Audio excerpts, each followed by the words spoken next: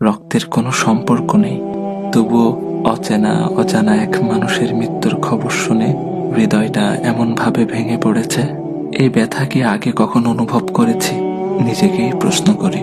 সব সম্পর্ক রক্তে বাঁধা থাকে না। কিছু মানুষ না জেনেই না চিনেই হৃদয়ের সবচেয়ে নরম জায়গায় স্পর্শ করে যায়, আর চলে গেলে রেখে যায় নামহীন এক দীর্ঘ কষ্ট। কেন জানি মনে হচ্ছে এই শোকটা শুধু তার চলে যাওয়ার নয়, এ যেন মানবতার এক নীরব অংশের বিদায়। চেনা ছিল না, কথা হয়নি কখনো, তবু তার অনুপস্থিতি হৃদয়ে গভীর শূন্যতা রেখে গেছে। একটা জিনিস খেয়াল করেছেন?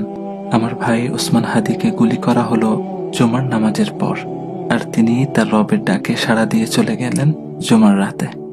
আহ, কত সৌভাগ্যের মৃত্যু! আল্লাহ সুবহানাহু ওয়া তাআলা আমার ভাইকে শহীদ হিসেবে কবুল করুক, জান্নাতের উচ্চ মাকাম দান করুক, শোকাহত পরিবারকে ধৈর্য ধারণ করার তৌফিক দান করুক।